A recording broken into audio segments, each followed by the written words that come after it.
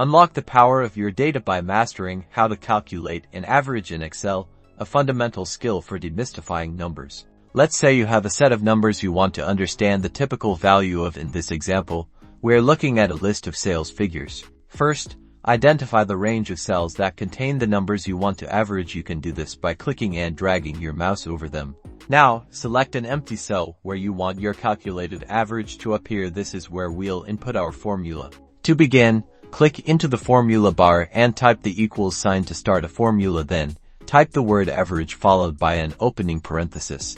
Next, you'll guide Excel to the numbers you want to average. You can do this by clicking and dragging over the cells again, or by manually typing the cell references.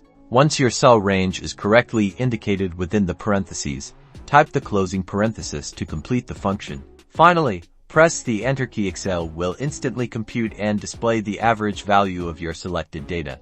And there you have it, you've successfully calculated an average, giving you a quick insight into the central tendency of your data, which is invaluable for making informed decisions.